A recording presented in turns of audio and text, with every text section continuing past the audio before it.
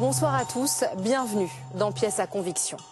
On le voit dans le monde, la mobilisation est de plus en plus forte pour dénoncer les actes de pédophilie dans l'Église, en Belgique, en Allemagne, en Irlande, aux États-Unis. Mais en France, qu'en est-il? Que fait l'Église? Dénonce-t-elle toujours ces pédophiles comme elle le prétend? Nous avons enquêté sur une affaire en particulier, un moine pédophile qui pendant 20 ans a pu agresser sexuellement des dizaines d'enfants en toute impunité. Comment cela est-il possible? Les journalistes Romain Icard et Linda Bendali ont amassé un grand nombre de preuves ainsi que des témoignages et des documents. Grâce à leur travail d'enquête, il ne fait aucun doute aujourd'hui que même des hauts représentants de l'Église catholique savaient, mais ont gardé le silence. Ce moine sera jugé dans quelques semaines.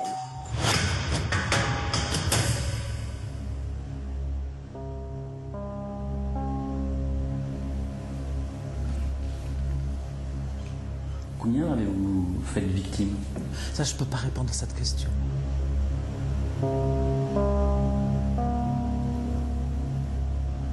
Parce que c'est une question trop intime, je préfère ne pas répondre. Pendant 20 ans, ce moine aurait abusé de 57 enfants, âgés de 2 à 15 ans, en toute impunité. Jusqu'en 2001, sa hiérarchie religieuse, selon lui, ne l'aurait pas empêché de sévir. Matthieu, 8 ans, en 1987. Charles, 6 ans, en 1986. Marie, 4 ans, en 1982. Solveig, 10 ans, en 1990. Anne, 4 ans, en 1981. Un petit garçon au nom oublié, en 1991.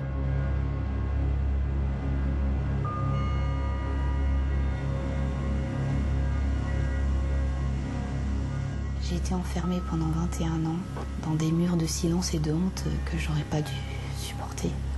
Quand quelqu'un te salit comme ça, on se sent sale constamment en fait. On t'enlève cette part d'innocence, cette part de pureté quand on est enfant.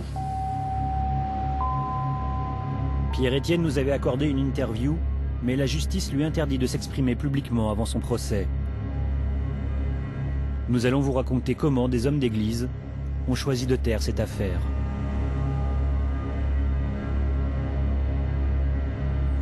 Le parcours de Pierre-Étienne commence en 1978, dans le village de Cordes, dans la région toulousaine. C'est dans cette communauté qu'il entre en religion. Une communauté où vivent ensemble des religieux en habit, mais aussi des familles.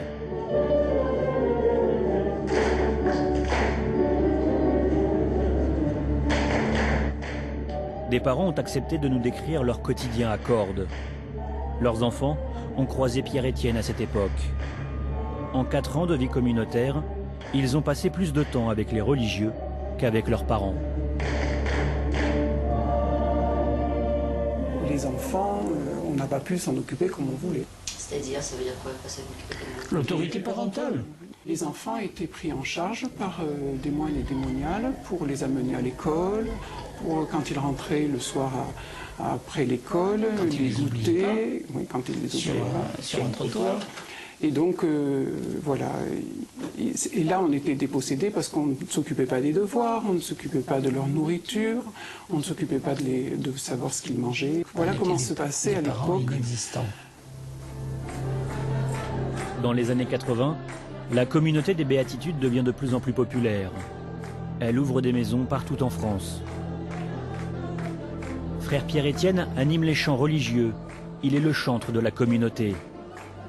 Le moine est mis en avant devant les caméras de télévision. Il raconte comment cette communauté charismatique l'aurait sauvé de la toxicomanie grâce à des guérisons magiques.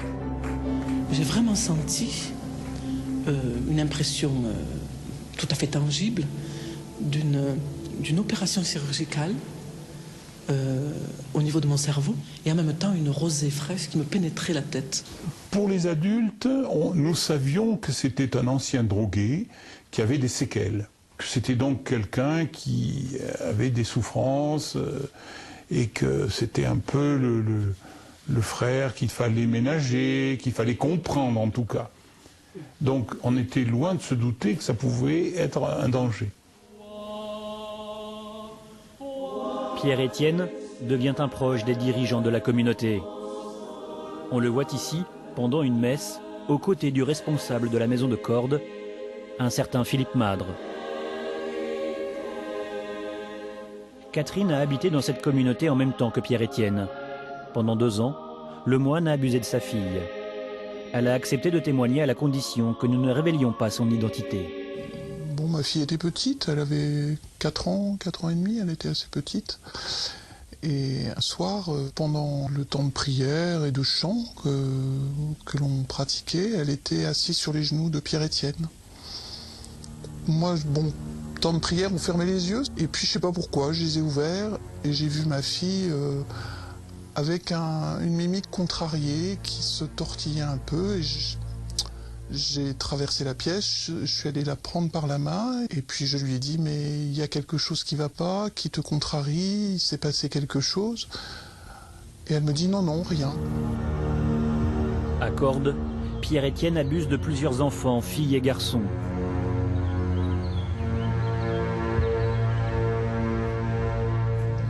D'après ce qu'on sait, il y a eu d'autres moments où il a profité, effectivement, d'instants où notre fille dormait, ou était couchée pour recommencer. Donc il n'y a pas eu qu'une seule fois en ma présence et en notre présence à tous. Des années plus tard, dans une lettre d'aveu, le moine affirme que des responsables de la communauté savaient. Et en particulier Philippe Madre, le dirigeant de la maison de Cordes. J'ai décidé en mai 1989 d'avouer à Philippe ce que je faisais. Il m'a demandé si la petite s'était rendue compte de quelque chose. Je lui ai dit, je pense que non. Ce qui était déjà un mensonge, car je savais pertinemment qu'il n'en était rien. Philippe m'a alors demandé de venir le voir si ses pulsions recommençaient. Je ne l'ai jamais fait. Philippe Madre aurait donc été averti dès 1989. Il ne fait plus partie aujourd'hui de la communauté. Mis en cause, nous l'avons contacté.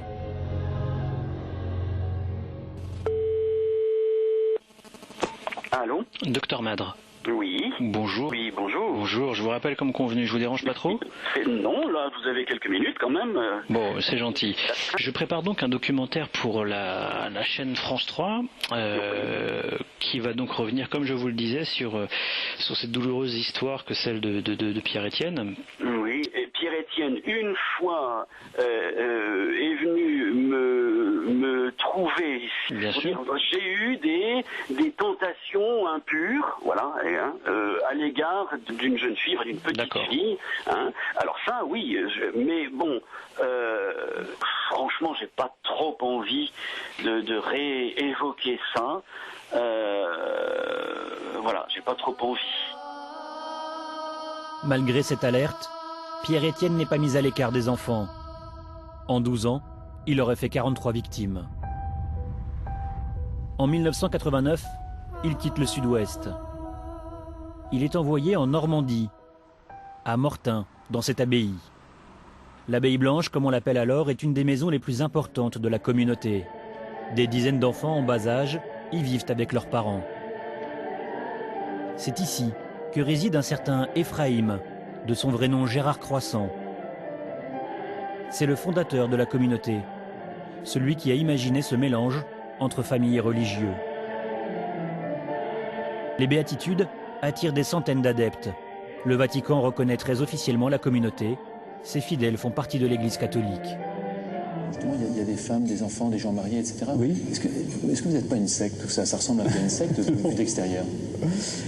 Non, loin de là, puisque nous sommes très bien intégrés dans l'Église. Nous avons un statut canonique dans l'Église. Et je pense que c'est une différence déjà fondamentale avec une secte.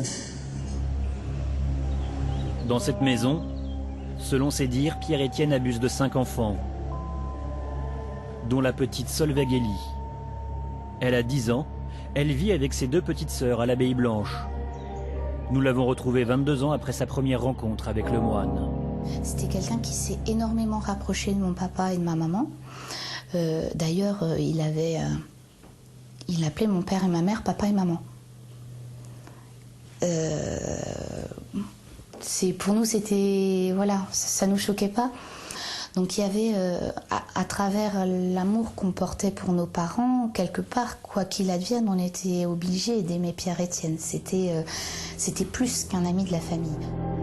Par peur de fâcher ses parents et la communauté, Solveig, comme les autres enfants, se laisse abuser en silence par le moine. Au départ, c'était juste des discussions. Le fait que les échanges amoureux étaient quelque chose de naturel, que c'était Dieu qui le voulait. Et puis après, c'est monté crescendo, c'est passé par des gestes, c'est passé par des choses beaucoup plus intimes. Et j'étais pas bien par rapport à ça, mais c'est ce que le Seigneur voulait. Solveig n'est pas la seule enfant à croire qu'il s'agit de l'œuvre de Dieu. Dans des lettres de Pierre-Étienne que nous avons découvertes, il énumère ses victimes. Au mois de mai 1990, j'ai eu un attouchement sur Sarah. J'ai recommencé avec Camille, qui elle, je crois, en a souffert. Mais là aussi, les parents n'avaient rien remarqué. L'année 1991 a été la pire. Une fois Annabelle, une fois Anne, plusieurs fois Elisabeth en Angleterre, une fois sur la petite Aline. J'ai recommencé avec P. Rien que cette année, il aurait fait 6 victimes. Quelques mois plus tard, Pierre-Étienne se déplace dans le centre de la France pour une messe. Il y croise Anna. Elle avait 10 ans. Elle en a 30 aujourd'hui. Elle nous raconte comment le chantre l'a approchée à la fin de cette cérémonie. Je suis allé à son rencontre et puis il m'a dit viens, j'ai des livres pour toi. Et il m'a amené dans sa chambre en fait. Et c'est là où après il a fermé la porte et il a commencé à me prendre sur ses genoux. Et il a commencé à faire ses attouchements en me disant qu'il aimait bien les enfants, en me précisant qu'il aimait beaucoup les enfants. Et c'est là où j'ai compris que ce qu'il faisait, commençait à faire, en fait, on était dans l'interdit en fait. Le fondateur de la communauté qui vivait à Mortain avec Pierre-Étienne, connaissait-il les agissements pédophiles du moine? Nous avons retrouvé un témoin de l'époque. Il nous a donné rendez-vous dans une région retirée d'Espagne, à 300 km de Madrid. C'est dans ce petit village, à Ledesma, qu'il s'est installé depuis qu'il a quitté les Béatitudes. Abraham de la Croix, c'est son nom, se souvient très bien des mises en garde d'Ephraïm à propos de frère Pierre-Étienne.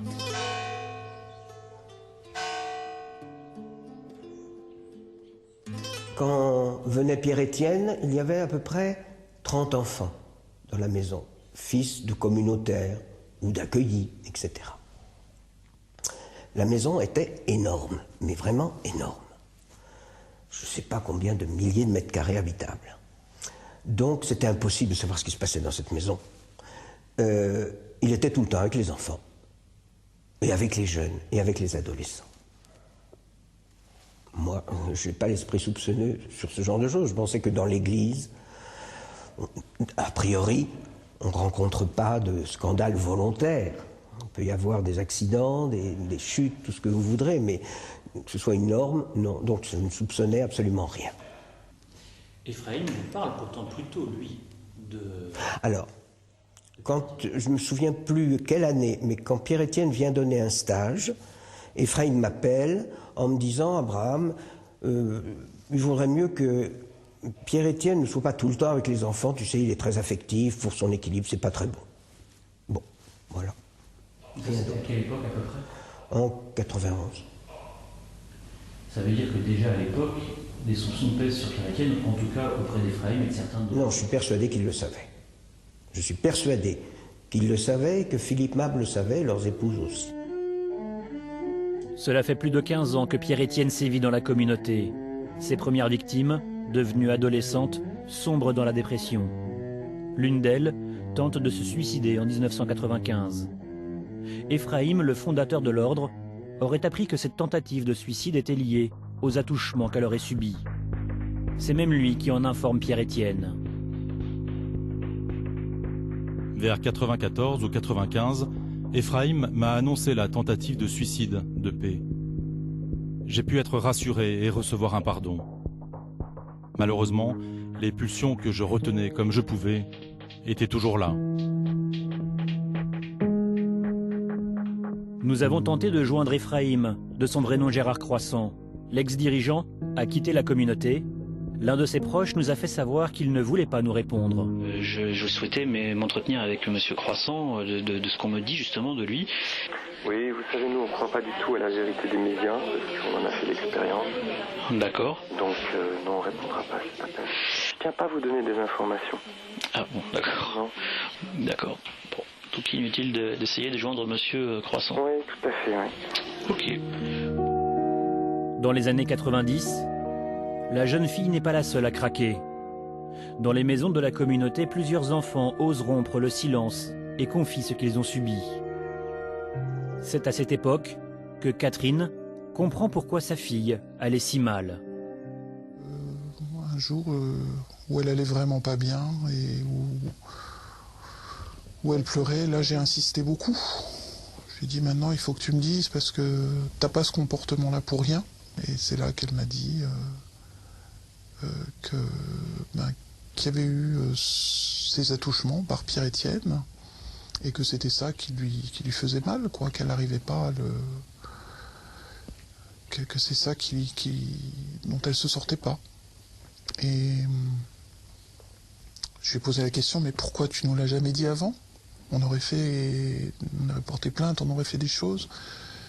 Et elle a dit, j'étais persuadée que vous ne croiriez pas. Scandalisée, la mère de famille veut aussitôt déposer plainte. Sa fille refuse, de peur de ne pas être crue. La mère se tourne alors vers la femme d'Ephraim, le fondateur de la communauté.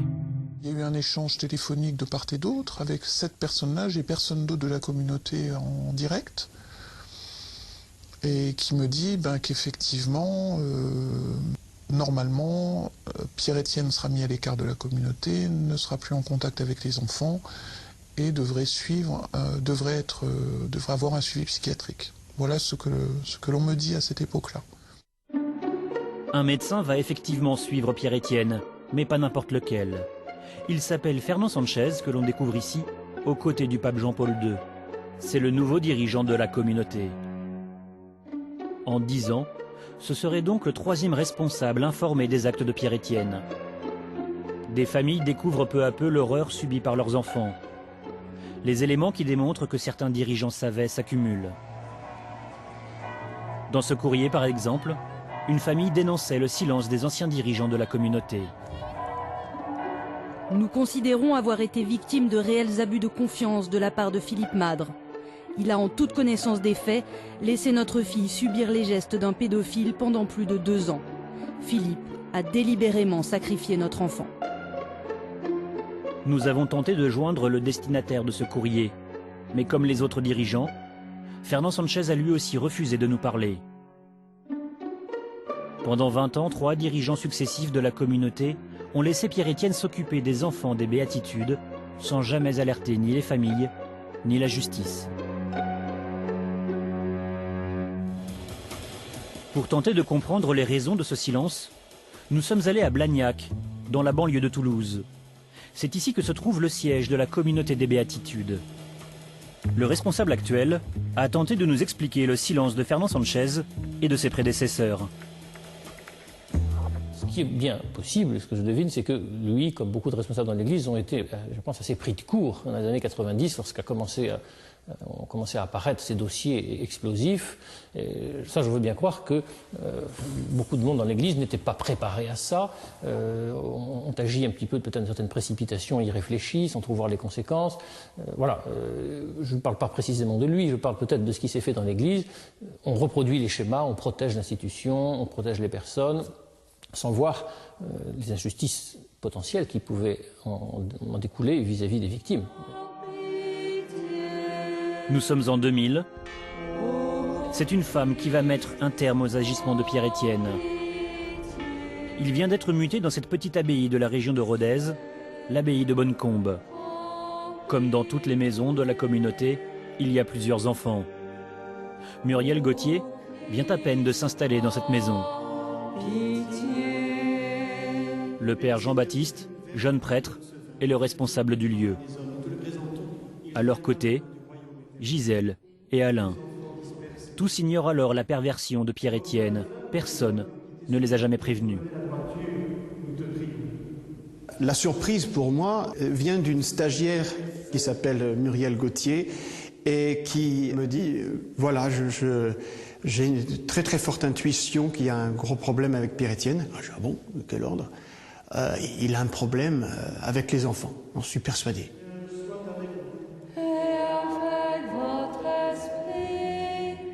Muriel Gauthier a décidé de changer de vie.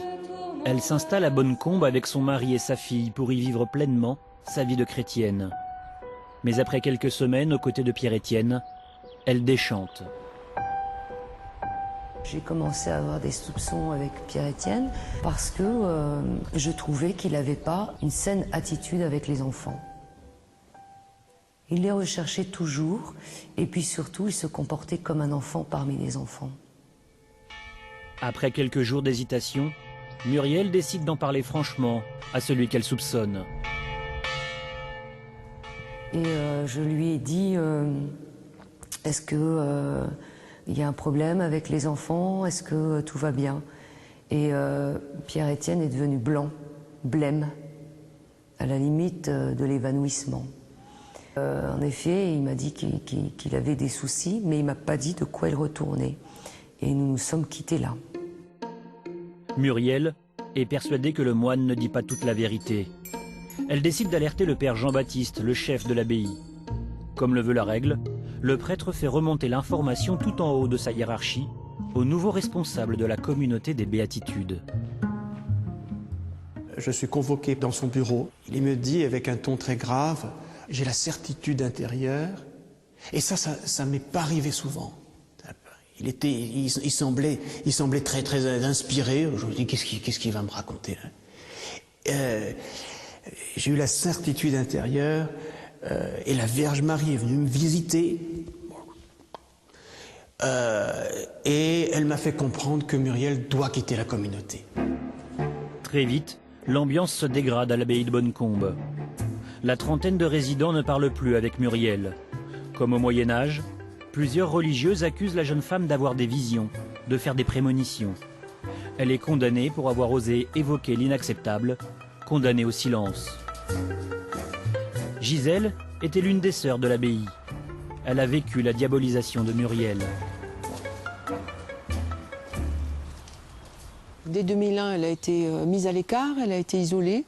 On a dit du mal d'elle, on a dit qu'elle était médium, qu'elle manipulait les gens autour d'elle, qu'elle était folle, qu'elle était possédée par le diable. Et quand je dis on, c'est les membres de la communauté et puis aussi des gens d'église. Et surtout, ce qui avait été dit, mais ça a été demandé officiellement à toutes les personnes de la communauté, c'était qu'on n'avait plus le droit d'aller dire bonjour à Muriel. Donc Muriel, elle était mise à demeure dans une petite maison derrière l'abbaye. En fait, j'ai été mise à l'écart de la communauté pendant 1 an. Vous ne parliez pas aux autres? Je n'avais pas le droit de parler aux autres membres. Et pire que tout ça, je n'avais pas le droit de venir, à la messe et je n'avais pas le droit de venir prier avec les autres. Mais à partir du moment où Pierre-Étienne, en fait, était un homme malade, j'estimais que cela devait être pris en charge et qu'on devait absolument l'empêcher de sévir. Personne, excepté Muriel, ne se soucie plus du danger Pierre-Étienne. Comme si les béatitudes ne voulaient pas prendre le risque de révéler l'affaire. Mais ce silence scandalise les familles. Certaines d'entre elles décident d'informer les évêques qu'un pédophile sévirait aux béatitudes. Il y a certains évêques qui le savaient, puisqu'ils en avaient été avertis par des familles, par des courriers. Ça, vous en avez la certitude? Ah ben, il y a certaines victimes qui ont fait savoir qu'elles avaient écrit à des évêques. Et rien n'a bougé pour autant. Il ne s'est rien passé.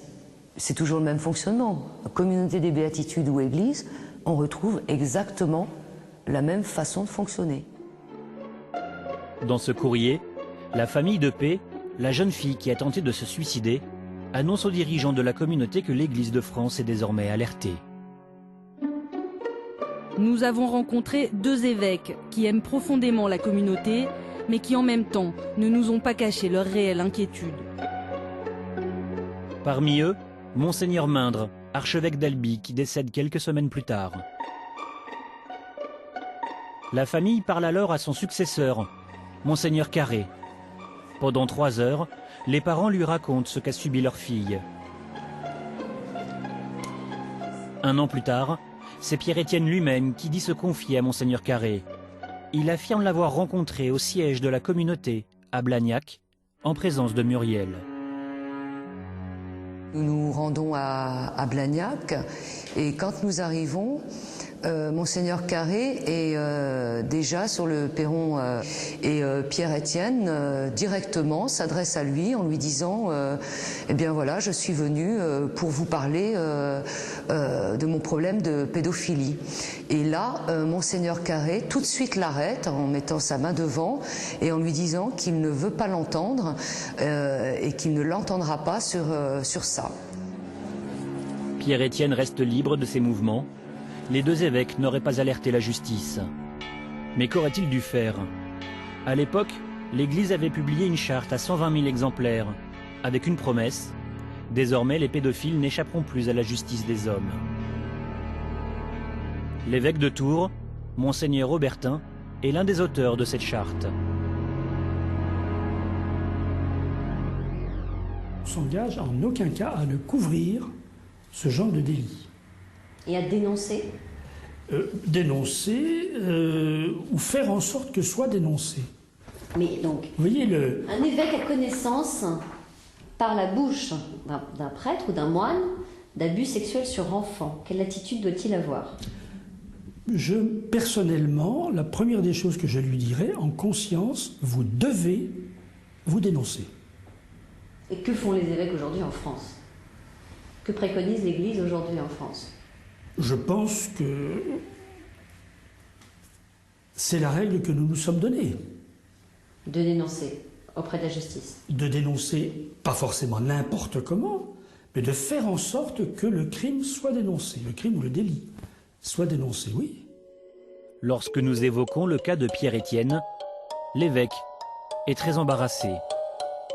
Il y a une communauté, la communauté des Béatitudes, qui est au sein de l'Église, qui est reconnue, qui a un nouveau statut récemment. Et cette communauté, voyez Monseigneur Le Gall, voyez Monseigneur Carré. On aimerait bien les voir, mais jusqu'à présent, ils ont toujours refusé. Mais oui, mais moi je ne répondrai pas à leur place. Vous pensez que... La règle du jeu, j'ai dit, je ne parlerai pas de cette affaire. Vous m'en faites parler, je refuse. Moi, on m'a jamais dit que vous ne parliez pas de cette affaire. Ah, c'est la seule condition que j'ai mise. Ah, on m'a jamais mentionné. On m'a jamais mentionné. Je vous le dis. Moi, on ne m'a jamais mentionné. Moi, je vous le dis. Moi, je ne suis pas là pour avoir les pots de banane des autres. Nous sommes justement allés voir Monseigneur Carré, l'ex-archevêque d'Albi. Nous avons profité d'une célébration publique dans la région de Montpellier. Et voilà, donc moi j'ai juste 1 ou 2 questions à vous poser par rapport à ce qu'a dit Pierre-Étienne Albert sur la façon dont ce serait confié à vous. Donc il vous aurait confié donc assez tôt des actes de pédophilie qu'il a commis et le fait que vous n'ayez rien fait. Non. Moi, je d'abord là, de toute façon, il ne m'a rien dit. C'est ce qu'il a vu, mais c'est ce qu'il dit. Moi, je ne répondrai pas. Je ne peux pas répondre devant quand quelque chose n'est pas dit clairement. C'est-à-dire parce que vous me dites qu'il dit ça. Qui vous assure que c'est vrai? Et qui vous assure qu'il m'en a vraiment parlé? Ce que je sais, je ne veux pas cette caméra. L'archevêque nie avoir été informé par Pierre-Étienne. Il n'a pas voulu en dire plus en présence de notre caméra. Quelques semaines après sa rencontre avec Monseigneur Carré, la communauté envoie Pierre-Étienne dans une nouvelle maison. Elle se trouve à 400 km de là, en Isère, à Murinet, dans un lieu soi-disant sans enfants, donc a priori sans danger. Pierre-Étienne décrit dans l'une de ses lettres ses tentations. À Murinet, maison sans enfants, où passent régulièrement famille et amis. où les enfants jouent dans la cour sous mes fenêtres, sans aucune surveillance, où l'école primaire est à 50 mètres, et où régulièrement, lorsqu'il m'arrive d'aller faire une course, je croise une petite fille, jouant seule dans la rue. Pierre-Étienne affirme qu'il n'a pas laissé libre cours à ses pulsions. Nous sommes en 2001, 20 ans après les premiers abus commis par le moine, le silence va être enfin rompu par une victime. Solveig Elie, en rupture avec sa famille, a été placée dans un foyer d'accueil. Un éducateur parvient à la faire parler et la convainc de porter plainte.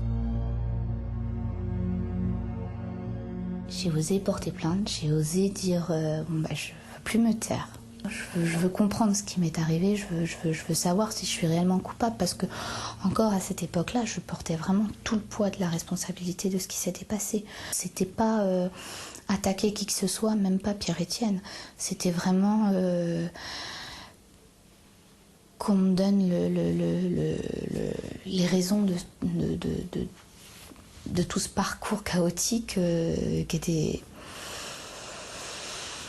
douloureux, et j'estimais que, enfin je pensais que j'aurais pu passer par autre chose que par tout ça, quoi.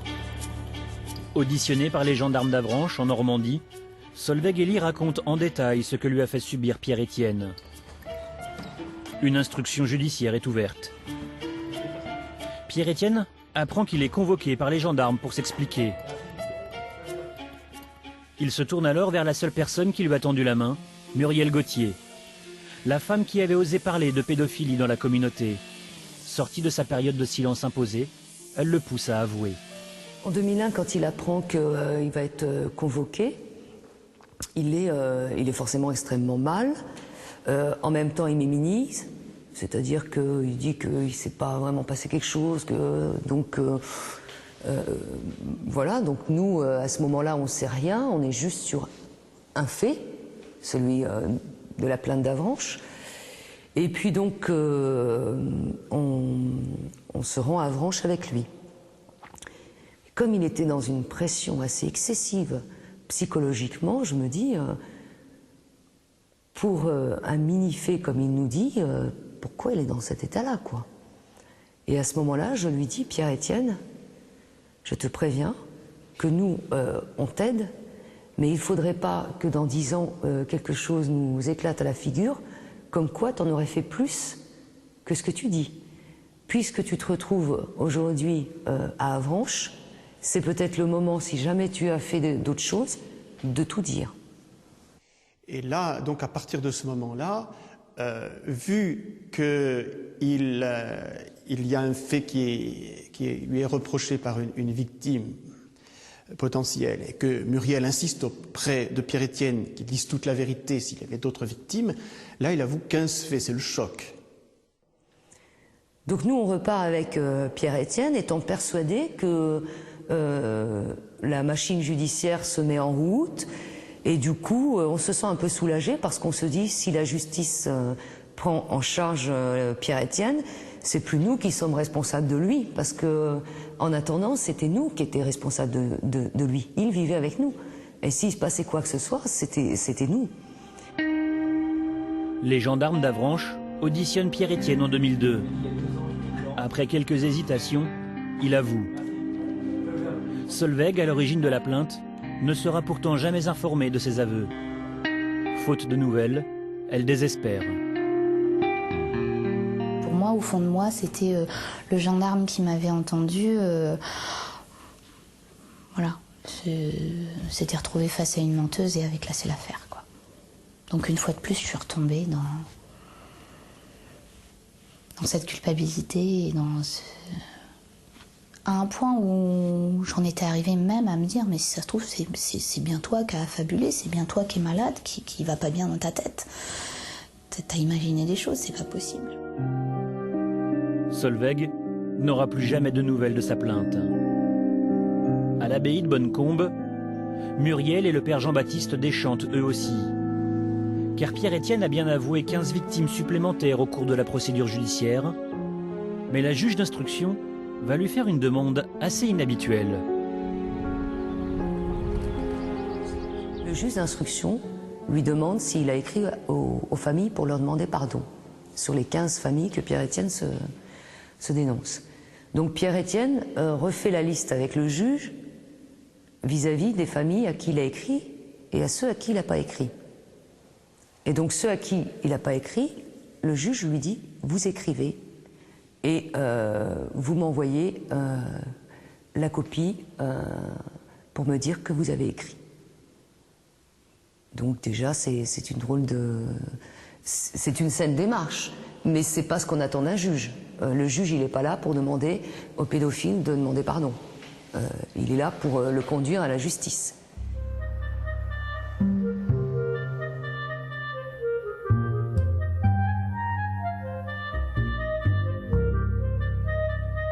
Pour l'avocat de Solveig Elie, le traitement de ce dossier est totalement incompréhensible. Dans ce type de dossier, et de façon habituelle, la personne est mise en garde à vue et questionnée donc, sur l'ensemble des faits qui sont dénoncés. En l'occurrence, la personne ne sera jamais mise en garde à vue. Elle va être interrogée dans un cadre finalement assez conciliant pour lui. Ça, c'est la première chose qui vous choque déjà?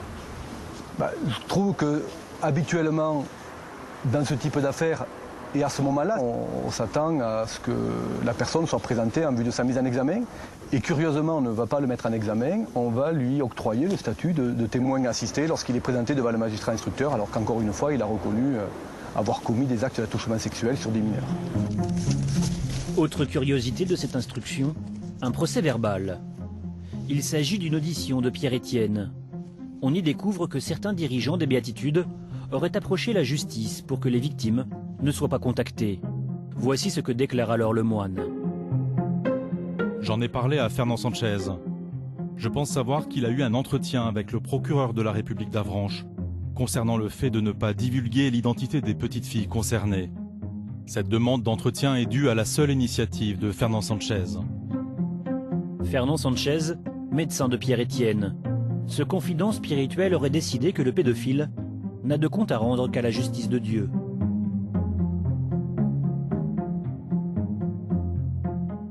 Moi, j'ai participé à des conversations téléphoniques entre Fernand Sanchez et Pierre-Étienne, où Fernand Sanchez exprimait que les familles avaient été contactées il y a bien longtemps, que tout ça avait été réglé en interne. Voilà, donc Fernand Sanchez montrait bien par là qu'il avait déjà agi en amont et que d'une certaine façon, Pierre-Étienne voulait expier quelque chose qui n'avait plus lieu d'être.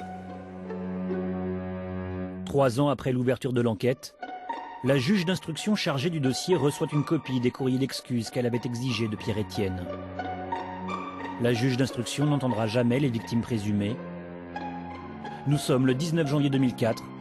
Le jour même, elle se déclare incompétente. Le tribunal clôt l'affaire. Ma cliente ne le comprend pas, elle a beaucoup de mal à l'admettre, c'est-à-dire que cette procédure qui l'a concernée, cette procédure qui concernait d'autres personnes, en 2004, plus rien ne se passe. Voilà, il n'y a pas d'explication, c'est un grand point d'interrogation dans ce dossier. Quant aux autres victimes avouées par Pierre-Étienne, leurs familles ne seront même pas informées. Aujourd'hui encore, elles ignorent tout de cette procédure. Nous avons montré cette liste de 15 noms à Catherine. Elle découvre que le nom de sa fille y figure. C'est incroyable. Incroyable que des aveux aussi clairs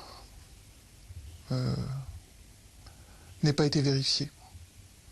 J'ai absolument pas eu connaissance, ni mon mari, ni moi, ni même ma fille, puisqu'à cette époque-là, elle était majeure. Elle n'a pas eu connaissance non plus que ce juge d'instruction avait cette liste entre les mains. Moi, ça me... En avril 2005, Pierre-Étienne décide qu'il n'est plus digne d'être moine. Il quitte les ordres, mais reste à Bonnecombe. Les dirigeants des Béatitudes ordonnent à leurs fidèles de quitter l'abbaye. Muriel Gauthier, Le père Jean-Baptiste et leurs 2 amis, Gisèle et Alain, sont bannis pour avoir osé dénoncer des actes de pédophilie. Ils se retrouvent seuls avec Pierre-Étienne. Dans leur huis clos, Muriel en profite pour le faire parler. En s'appuyant sur ses premiers aveux, elle le pousse à révéler tous ses abus. Après 3 ans de bataille, elle y parvient enfin. En fait, Pierre-Étienne révèle les actes qu'il a commis.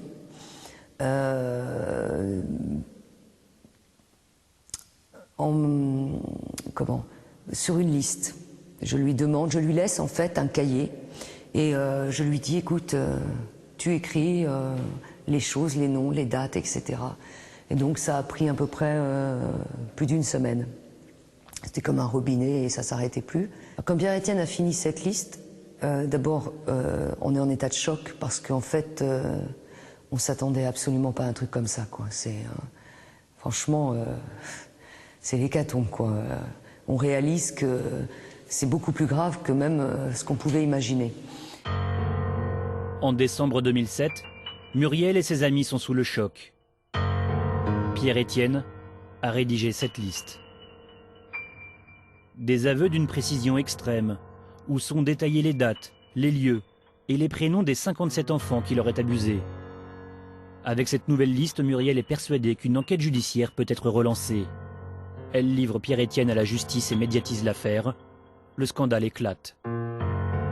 Un ancien frère a été mis en examen. Il a reconnu des attouchements sur une 50aine d'enfants. Il est laissé en liberté sous contrôle judiciaire. Les choses sont enfin normales, c'est-à-dire que je suis devant la justice et que je peux répondre de mes actes. Et je l'ai fait pour les victimes, pour mes victimes, pour qu'elles soient reconnues comme victimes, et aussi pour la paix de ma conscience, ça c'est clair. Ce reportage au journal télévisé fait l'effet d'une bombe chez les victimes. Elles découvrent que le moine a confessé tous ses crimes. Là, ça a été le choc. Ça a été le choc. Ça a été tout ce qui manquait, c'était la barbe. Il en avait une quand je le connaissais. Mais la même voix monotone, ce même regard. Et puis ce message qu'il passait en disant que c'était pour les victimes qui faisaient ça, que c'était pour sa sérénité à lui. Ça a été, pour moi, ça a été terrible. Au tribunal de Rodez, l'enquête est cette fois-ci menée tambour battant. En quelques mois, toutes les victimes sont entendues par le juge. Le juge d'instruction convoque aussi les ex-dirigeants des Béatitudes. L'instruction est aujourd'hui terminée. Seules 9 victimes ont pu porter plainte. Pour l'immense majorité, il est trop tard pour que justice se fasse. Quant aux 3 dirigeants, Philippe Madre, Gérard Croissant et Fernand Sanchez, la justice ne peut plus les poursuivre. Ce qui me paraît très grave, c'est que les autres personnes qu'on aurait pu rechercher dans ce dossier, qui à mon avis aujourd'hui ont une part de responsabilité au moins morale, c'est-à-dire ces responsables de la communauté qui savaient, qui n'ont rien dit, qui au contraire ont protégé, voire étouffé l'affaire, mais pour ces personnes-là, c'était trop tard, c'était prescrit, on ne pouvait plus les poursuivre devant une juridiction répressive sur la qualification de non-dénonciation d'abus sexuels. Ça a été un temps perdu pour les victimes, ça a été un temps perdu pour la justice, c'est un temps gagné aujourd'hui pour ceux qui n'ont rien dit, qui savaient et qui ont tout fait pour que ça ne soit pas divulgué, pour protéger très certainement la communauté, pour se protéger peut-être eux-mêmes aussi. Voilà. Les responsables de la communauté ne sont pas si idiots que ça. Ils savent très bien, ils savaient au fur et à mesure qu'ils apprenaient la matière des actes de Pierre-Étienne, et ils savaient qu'ils étaient liés à lui. Et donc je pense que l'omerta qu'ils ont mis en place, à la fois voulait les protéger, protéger la réputation de la communauté. Celle de Pierre-Étienne, je pense que ce n'était pas leur premier souci. Et en tout cas, les victimes, c'est leur dernier souci. À Bonnecombe, les 4 amis sont aujourd'hui punis pour avoir eu le courage de dénoncer la pédophilie. Depuis 7 ans, Le père Jean-Baptiste est un des rares prêtres à ne pas avoir d'affectation. Les évêques de la région leur ordonnent régulièrement de quitter l'abbaye. Seuls quelques villageois les soutiennent. Ils assistent tous les dimanches matins à la messe qu'ils célèbrent. Donne à tous ceux qui se déclarent chrétiens de rejeter ce qui est indigne de ce nom et de rechercher ce qui lui fait honneur. Par Jésus-Christ, ton Fils, notre Seigneur et notre Après la messe, ces quelques paroissiens restent parfois déjeuner. maintenant et pour les siècles. Muriel, Gisèle et Alain survivent aujourd'hui grâce au petit salaire du prêtre Jean-Baptiste.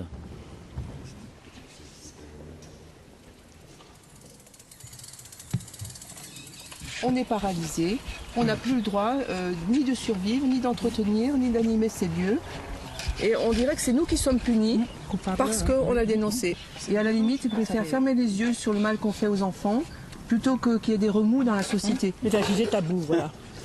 Dès que vous en parlez, les gens aident. Aujourd'hui, ce qu'on vit,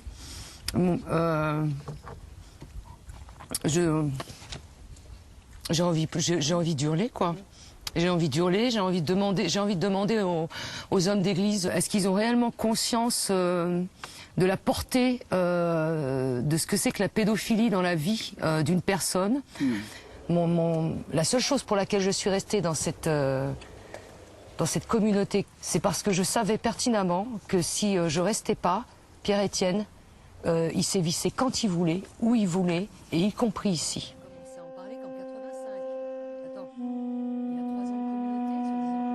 Je ne peux pas dire que nous sommes vraiment soutenus par l'Église. Encore récemment, on a fait pression sur moi pour que je quitte les autres. En particulier, l'évêque de Rodez m'a dit que si je restais avec les autres, je n'aurais aucun ministère dans l'Église. C'est lourd de conséquences quand même pour moi.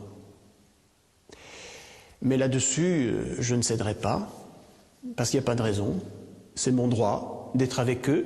Ils portent une histoire lourde et riche.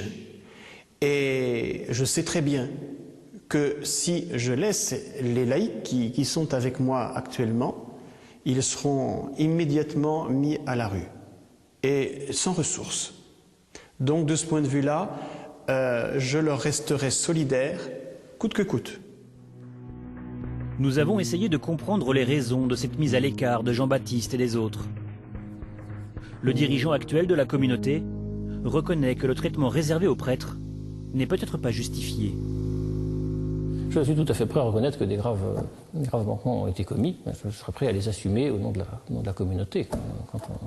Quand on pourra en avoir une connaissance bien précise, exacte et en tirer Dans le cas de Muriel et Jean-Baptiste, dans le cas de Jean-Baptiste, pour le coup, du père Jean-Baptiste, il y a assez peu de doutes possibles. Quelle faute peut-on lui imputer, sauf celle d'avoir à un moment donné poussé Pierre-Étienne à se dénoncer? Alors ça, c'est pas une faute. Je pense que il a fait ce qu'il avait à faire, il l'a fait. Maintenant, que la communauté, que les autorités de la communauté aient réagi de cette manière, une fois, je ne suis pas à leur place pour savoir pourquoi elles l'ont fait. Voilà. S'il faut reconnaître que c'était une erreur, je reconnaîtrai que c'était une erreur, ça, bien sûr. Face aux pressions de l'Église de France, le père Jean-Baptiste a porté plainte contre le responsable de la communauté de l'époque. Il écrit directement au Vatican. Le 22 novembre 2007, je porte plainte auprès du Conseil pontifical pour les laïcs pour non-dénonciation de pédophilie et pour maltraitance à l'égard du premier témoin des actes de pédophilie, qui est Muriel Gauthier, et pour les pressions qu'ils exercent pour fermer Bonnecombe. Voilà. Et là, à ce moment-là, j'ai un courrier qui me répond que ils ont pris des mesures. Est-ce que pour autant les gens que vous dénoncez sont inquiétés par Rome? La suite va montrer que les personnes qui sont fautives au sein de la communauté ne sont pas inquiétées du tout. Depuis, le Vatican a pris des mesures, mais pas celles qu'attendait le père Jean-Baptiste. En juillet dernier, la communauté internationale des béatitudes était à l'honneur à Lourdes. C'était l'occasion pour les fidèles de fêter la nomination d'un nouvel évêque protecteur, l'évêque de Toulouse. Monseigneur Le Gall a célébré une messe pour ses fidèles. Il a salué le dynamisme des béatitudes, sans jamais prononcer un seul mot pour les 57 victimes de pédophilie au sein de la communauté.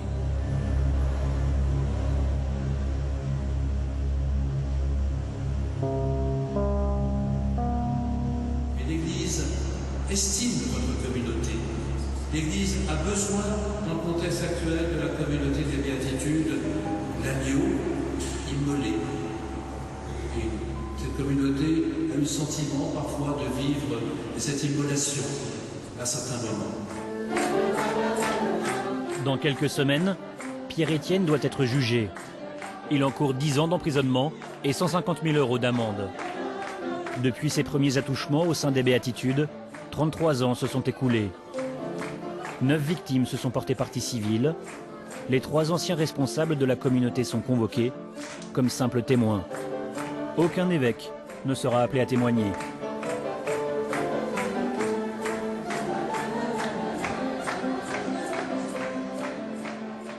Monseigneur Carré, archevêque de Montpellier, et Monseigneur Le Gall, archevêque de Toulouse, ont tous deux refusé de s'exprimer dans le reportage. Ce soir, sur ce plateau, nous avons voulu donner la parole aux plus hauts représentants de l'Église catholique de France, mais encore une fois, ils ont décliné notre invitation et ont préféré garder le silence.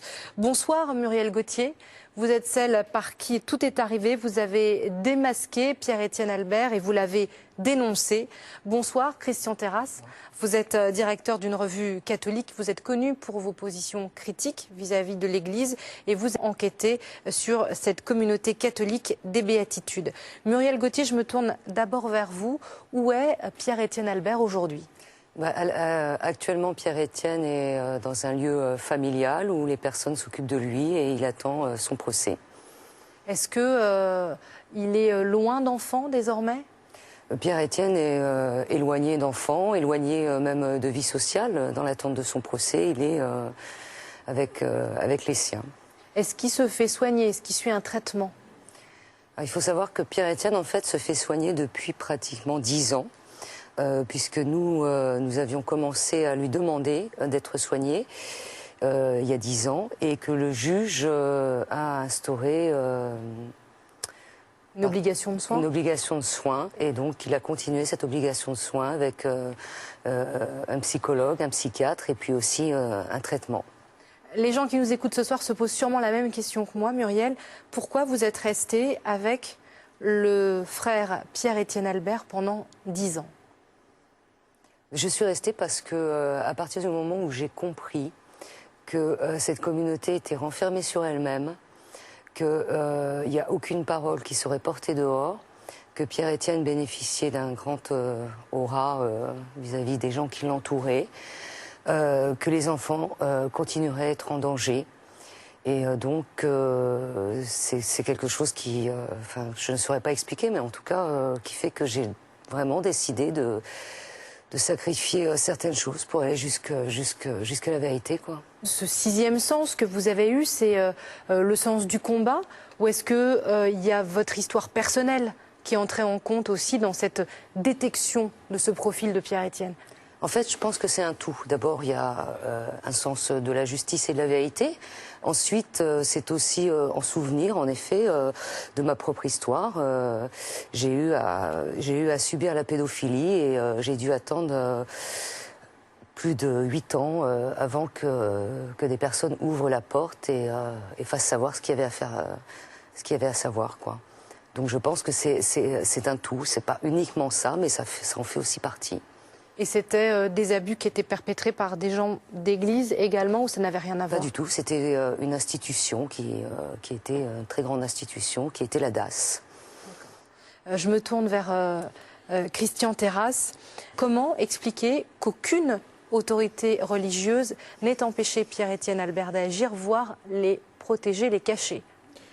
Je crois que ce film est révélateur de ce qui se passe dans la culture d'église depuis de très nombreuses années par rapport à la pédophilie, même si les choses commencent à évoluer depuis quelques années, depuis 5-6 ans en gros. Mais on a là le laboratoire, le vécu de ce que de milliers de victimes en France et de par le monde ont pu vivre de par la pédophilie dans l'église. Et si vous voulez, globalement, si l'église a du mal à se positionner par rapport à la pédophilie, à s'engager, c'est que parce qu'on a la respectabilité de l'institution qui prime avant les victimes. Et on préférera sacrifier sur l'autel de la respectabilité de l'institution les victimes plutôt que de faire la vérité. C'est-à-dire que l'Église fonctionne avec une raison d'Église qui est exactement la même que celle de la raison d'État. À savoir, pas de vague. On se replie pour protéger tout corps défendu l'institution, pour éviter qu'elle soit discréditée. De quoi avait-il peur en parlant? De se mettre leur hiérarchie à dos, d'être réduit à l'état de laïc, de se faire sortir? Les évêques qu'on a pu voir dans le film sont très embarrassés ou n'ont rien fait, n'ont pas pris de responsabilité par rapport à ce qu'ils savaient. C'est parce que cette communauté avait à l'époque plus de 150 prêtres et qu'il fallait à tout prix sauver cette communauté autour de ces prêtres. Alors ça c'est le contexte, mais de quoi avait-il peur en parlant? Il faut savoir que dans l'Église catholique, à la différence d'autres religions, le prêtre est un aura extraordinaire. C'est d'abord un mâle célibataire, on ne peut pas être prêtre dans l'Église catholique si on n'est pas un homme célibataire. Donc il bénéficie, si vous voulez, non seulement d'un affect, mais d'une aura, d'une théologie, d'une dogmatique toute puissante. Et ce prêtre, si vous voulez, quelque part, il est infaillible, comme l'Église. Il ne peut rien lui arriver. Et s'il lui arrive quelque chose, il est amendable. D'autant que, si vous voulez, au niveau du Vatican, les consignes sont très fermes au niveau de Jean-Paul II à l'époque, un peu moins aujourd'hui, puisque Benoît XVI a pris conscience progressivement. Mais au moment où Jean-Paul II est pape, la question de la pédophilie est un dossier qu'il ne veut pas voir. Est un dossier qu'il ne veut pas entendre, est un dossier qu'il ne veut pas examiner, parce que pour lui, c'est un complot contre l'Église. Venant du bloc communiste, il considère que ce type d'attaque est du même ordre. Donc si vous voulez, il faut savoir que les évêques sont très dépendants du siège de Rome, sont très dépendants de l'évêque de Rome, du pape, comme on dit. Et donc, si vous voulez, tant que l'évêque de Rome, tant que le pape ne donne pas des consignes d'investigation, de participer, de collaborer avec la justice civile, eh bien les évêques ne le font pas. Et essayent, pardonnez-moi l'expression, de bidouiller des arrangements, des négociations, de faire comme si, etc. Et on en arrive au cataclysme qu'on vient de voir. Muriel, est-ce que vous avez eu l'impression de briser un tabou en dénonçant Pierre-Étienne Albert? Oui, je crois que dans cette histoire, on brise un tabou, forcément. Enfin, c'est comme dans une famille, en fait. Les béatitudes, c'est quand même une famille. Et dans cette famille, eh ben, ils avaient choisi de rester dans le silence, de s'autoprotéger. Enfin, croyaient-ils s'autoprotéger? Mais je pensais que l'Église allait accompagner toute cette démarche. Je ne pensais pas que ces hommes d'Église, en tout cas les autorités qui avaient pour compétence de pouvoir soutenir les victimes, nous soutenir dans la démarche, en étaient encore à ce stade de fermeture et de refus de la lumière de cette histoire. Et on le voit aussi avec l'histoire de Solveig dans le film, c'est aussi un tabou pour les parents qui ne croient pas leurs enfants, ou pas tout de suite. C'est tout un contexte en fait, c'est un ensemble. Il faut savoir que certainement, pour les familles, c'est difficile de le voir ou de le croire ou de l'entendre, parce que la communauté des béatitudes, dans sa façon de vivre aussi, se place un peu à l'extérieur de toutes ces choses. C'est-à-dire qu'en fait, à la communauté des béatitudes, le mal n'existe pas. Donc les déviations ne peuvent pas exister. Le mal, il existe à l'extérieur. Donc ça veut dire que c'est les enfants qui étaient le mal, si on ne croit pas l'enfant? Ça veut dire que c'est l'enfant ment ou l'enfant symbolise ce mal? En tout cas, en gardant le silence, ça renvoie à ça, ça renvoie à faire culpabiliser la victime. Dire qu'il pensait que l'enfant était le mal, je ne le crois pas, mais par contre, quand il refuse d'entendre des personnes qui viennent se plaindre, des personnes qui viennent émettre des doutes quant à la façon de Pierre-Étienne de se comporter, ils accusent ces personnes-là d'avoir le diable dans le regard. Et est-ce que vous, Muriel, quand vous avez partagé cette histoire, vous avez été confrontée à des parents qui ne croyaient pas leur enfant? Moi, j'ai été confrontée à quelque chose de beaucoup plus retors par rapport à une famille. Puisque j'habitais à Bonnecombe, je suis allée prévenir cette famille. Et Pierre-Étienne, en fait, habitait en face de chez cette famille. Et cette famille m'a dit, puisque leurs enfants étaient déjà, eux, par contre, ils avaient des enfants déjà adultes, enfin jeunes majeurs, qu'ils étaient au courant que Pierre-Étienne avait eu certains débordements avec des enfants, parce que les enfants en avaient parlé entre eux. Et alors, j'ai dit à cette famille, mais il faut interdire à Pierre-Étienne de venir chez vous voir la petite dernière qu'ils avaient. Et la réponse qui m'a été faite, c'est qu'en fait, Pierre-Étienne, pour qu'il guérisse, il ne fallait pas mettre de fermeture avec lui. Il fallait partir sur la confiance. C'est-à-dire qu'on lui laissait, vous avez été témoin du fait que ces familles lui laissaient leur enfant accessible, si je peux utiliser ce terme, sans aucune... Mais pour être tout à fait honnête avec vous, si j'avais pas à plusieurs fois coincé Pierre-Étienne et si j'avais pas passé mon temps à le poursuivre, eh bien cette petite fille aurait fait l'objet aussi de ces sévices. Et vous avez essayé de discuter avec ses parents, de leur ouvrir les yeux? J'ai essayé. La réponse qui m'a été donnée, c'est qu'ils avaient demandé une grâce d'aveuglement. C'est un mot très béatitude. Alors, il faut nous cette expliquer, parole. oui, parce que... Alors, la grâce d'aveuglement, ça serait Dieu, en fait, qui vous permet d'avoir les yeux fermés sur certaines choses, sur si vous avez envie de critiquer le modérateur, si vous avez envie de parler d'un dysfonctionnement dans la communauté des béatitudes, vous demandez cette grâce d'aveuglement. Voilà, c'était... Ça permet de se taire, très clairement. Ça permet en même temps, oui, et puis de rester tranquille et de ne pas avoir trop d'ennuis. Christian Terrasse, l'Église, vous citiez la date, en 2000, décide de lutter officiellement en France, l'Église de France, contre la pédophilie, a collaboré avec la justice. Est-ce que depuis cet acte politique qui a été posé, l'Église a dénoncé les prêtres pédophiles en son sein ?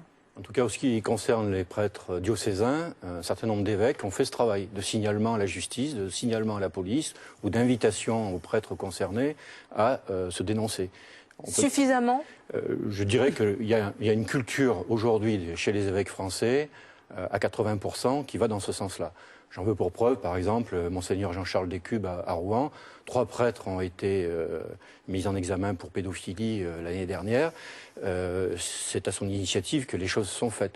L'évêque de Sens-Auxerre, Monseigneur Patenôtre, a fait de la même manière avec un de ses plus proches collaborateurs. Alors, je voudrais vous soumettre ces chiffres, Christian Terrasse. Selon la Conférence des évêques de France en 2010, il y a 51 prêtres qui ont été mis en examen, 9 prêtres en prison, 45 prêtres auraient purgé leur peine. Selon vous, ces chiffres sont-ils crédibles? Est-ce qu'ils sont en deçà de la réalité? Ils sont crédibles à l'instant T où la conférence épiscopale communique là-dessus, c'est-à-dire d'après ma mémoire au mois de juin dernier. Mais ça ne fait pas la rétrospective de ces 20 dernières années où on multiplie par 2 voire par 3 les chiffres qui sont indiqués là. Muriel, récemment, le pape, en 2010, pour la première fois, il a demandé pardon pour tous ces scandales pédophiles. Est-ce que ça vous a touché? C'est important, en effet, que le Saint-Père demande pardon pour tout le corps de l'Église. Ça, c'est un fait. Mais après, ça ne veut pas dire que cette demande pardon, en fait, elle vaut une justice. Parce qu'en fait, la justice, elle est nécessaire pour les victimes dans la société, parce qu'elles ont besoin de ce statut de victime, d'être reconnues auprès de la société comme étant victimes, et puis aussi pour ceux qui ont commis ces actes. Cette justice est nécessaire. Donc, aucune démarche spirituelle, aucune invocation spirituelle ne peut remplacer la justice d'un tribunal. Alors, on parle du geste de Ratzinger, du pape, mais ça ne suit pas forcément derrière. Il y a les actes que pose le pape, mais derrière, ça va à marche arrière. Hein. C'est vrai que c'est la première fois qu'un pape demande pardon. Il n'a pas fait de manière solennelle, comme un certain nombre d'associations de victimes, notamment aux États-Unis et en Allemagne, attendraient qu'il le fasse en les recevant et en scellant, j'allais dire, un document qui solenniserait, je dirais, ce pardon. Mais comme l'a dit Muriel, il n'y a pas... Là où la parole du pape est compliquée en termes de réception, de crédibilité, c'est qu'un discours incantatoire sur le pardon ne vaut pas justice et que l'Église n'est pas crédible si elle enfreint les procès de justice. Vous parliez de l'Angleterre tout à l'heure. Il y a des affaires en ce moment en Allemagne avec des centaines de victimes, des milliers en Irlande, des milliers aux États-Unis. En France, il y en a moins. Est-ce que culturellement, ça s'explique? Ça s'explique culturellement par une raison, enfin, il y a plusieurs raisons, mais une essentielle, c'est que la séparation de l'Église et de l'État en France, en 1905, a fait que le système éducatif n'était plus aux mains des religieux et des religieuses. À la différence de pays encore aujourd'hui comme l'Allemagne, la Suisse, l'Irlande. Donc là, on a éloigné les enfants. Alors, si vous voulez, il y a une autre chose, c'est que, notamment aux États-Unis, et un petit peu moindre en Irlande, on a une culture de saisine de la justice qu'on n'a pas en France. Et donc, on a une culture de la saisine de la justice, on est procédurier. On a des associations de victimes qui sont très fortes. Il y a plus de 100 000 victimes aux États-Unis. Le fameux SNAP, le fameux SNAP, mais ce n'est pas la seule, il y a d'autres associations. La Haye aujourd'hui. Donc on a plus de 100 000 victimes qui sont organisées avec des avocats très talentueux, mais aussi des religieux, notamment des dominicains, qui travaillent beaucoup sur cette question-là. En France, on n'a pas ce tissu associatif. On l'a, mais le tissu associatif ne veut pas flécher, si vous voulez, un département pédophilie-église. Ils veulent le gérer dans sa globalité. Muriel, vous aurez mis 10 ans à amener Pierre-Étienne Albert devant un tribunal. Est-ce que pour vous, Muriel, aujourd'hui, vous avez le sentiment que votre mission est accomplie? En tout cas, j'ai jamais pris ça comme une mission, mais plutôt comme un devoir, en tout cas, devoir de citoyen déjà. Et ensuite, je pense que tout sera accompli quand le procès, en fait, aura eu lieu et que les victimes seront reconnues voilà, devant les tribunaux, et puis que Pierre-Étienne purgera la peine que le juge lui donnera. Christian Terrasse, on ne peut pas s'empêcher de se poser la question. Pourquoi la justice n'appelle pas un évêque à comparaître? On peut se la poser, on est fondé à se la poser. J'ai accompagné des enquêtes où effectivement, l'Église, en ayant toujours une certaine autorité morale, pouvait effectivement prendre langue avec des responsables de la justice pour décider, ou en tout cas faire en sorte qu'une instruction ou qu'un procès se déroule pas. Donc je pense qu'il y a une interpénétration de la raison d'Église et de la raison d'État à nouveau. Et je dirais que le fait que Monseigneur Carré ne soit pas appelé à la barre pour dire me paraît relever un peu de cet état de fait. Et je trouve que c'est effectivement très scandaleux. Mais on a bien ce problème de système dans l'Église catholique. Alors, on a ce cas des béatitudes, mais on a les 100 000 victimes aux États-Unis, 5 000 prêtres sur 50 000 quand même. On a 30 à 40 000 victimes en Irlande. Et je tiens à vous dire qu'au mois de juillet, le Premier ministre irlandais et le Parlement ont voté une motion pour stigmatiser l'empêchement de collaborer du nonce diplomatique et du Vatican avec la justice irlandaise. Donc, si vous voulez, au-delà de ce cas dramatique, scandaleux, qui est révélateur de ce qui se passe dans l'Église, jusqu'au plus haut niveau que ça pose problème. On a la remise en question, si on veut évoluer, si on veut changer, si on veut donner une note d'espoir pour sortir de cet enfer-là, c'est la remise à plat de tout un système qui est à faire et qui est à opérer. Et je pense que ce système va tellement à volo en ce moment qu'il va être obligatoirement, très prochainement, dans les 10 ans qui arrivent, être amené à se refonder autrement. Mais il y a encore du travail à faire. Merci beaucoup Muriel Gauthier pour votre témoignage. Merci Christian Terrasse pour votre regard et votre analyse, d'avoir réagi ensemble à ce film emblématique, on le disait, de cette crise, de ce silence de l'Église face à la pédophilie en son sein. Pièce Sa conviction revient bien sûr le mois prochain avec un autre document fort. Merci de votre attention, de votre fidélité et très bonne fin de soirée sur France 3.